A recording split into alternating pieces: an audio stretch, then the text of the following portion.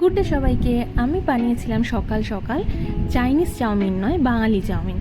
Chinese chowmein তো definitely কিছুটাও, বাঙালি chowmein বলার কারণ হচ্ছে চাইনিজের রেসিপি ফলো করে তাতে হেলথের জন্য কিছু ভেজিটেবলস এক্সট্রা অ্যাড করে দেওয়া, তাতে পেটটাও ভরে, হেলথটাও মেনটেন হয়।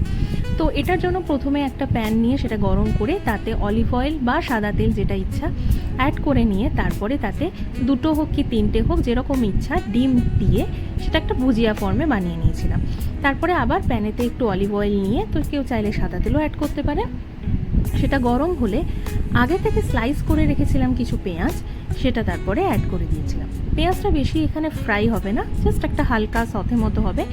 তারপরে এটা হওয়ার পরে আমি আগে থেকে একটু ভেজিটেবলসকে নুন দিয়ে বয়েল করে রেখেছিলাম। তাতে ছিল ফুলকপি, গাজর, বিনস। এবারে বয়েল হওয়ার পরে আমি একটু ঠান্ডা জলেতে ভেজিটেবলসগুলোকে ধুয়ে নিয়েছিলাম, যাতে ভেজিটেবলসের যে ইন্ডিভিজুয়াল কালারটা সেটা যাতে রিটেন করে। তারপরে পেঁয়াজের সাথে ওটাকে ভালো করে একটু হালকা ফ্রাই করে নিয়ে অ্যাড করতে স্টার্ট করেছিলাম চাইনিজে যা যা সস অ্যাড হয় সেগুলো। প্রথমে দিয়েছিলাম দ্য ইম্পর্টেন্ট সব থেকে সসটা, সেটা হচ্ছে সোয়া সস। সোয়া সসের কোয়ান্টিটিটা খুব ইম্পর্টেন্ট, কারণ হচ্ছে এটাতে অনেকটা নুন থাকে, তো আমি ব্ল্যাক সোয়া সসটা অ্যাড করেছিলাম। তারপরে দিয়েছিলাম হচ্ছে চিলি সস। এরপরে চিলি সস অ্যাড করে কেউ চাইলে কাঁচা লঙ্কা কুচিও অ্যাড করতে পারেন, তো আমি এখানে আর অ্যাড করিনি।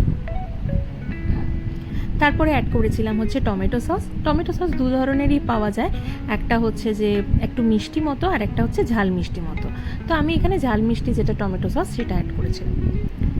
এরপরে সসগুলো সব দেওয়ার পরে ভেজিটেবলসগুলো ভালো করে সসটার সাথে মিক্স করে নিয়ে এই ফেজটাতে আমরা চাইলে পনির বা নিউট্রিলা অ্যাড করতে পারি, কিন্তু আমি এখানে ওসব কিছু অ্যাড করিনি। আমি দিয়েছিলাম এরপরে চাউমিনটা।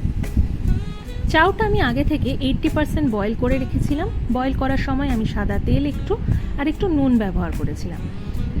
চাউটা বয়েল করার পরে আমি ওটাকে ঠান্ডা জলে ধুয়ে কিছুক্ষণ রেখে দিয়ে এবারে আমি এখন এই সস আর ভেজিটেবলসগুলোর ওপরে এটাকে দিয়ে দিচ্ছি। এরপরে হালকা হাতে এটাকে মিক্স করে নিতে হবে, আর তারপরে ওপর থেকে দিয়ে দিচ্ছি আমি ডিমের আগে থেকে করে রাখা ভুজিয়াটা অ্যাড করে দিলাম।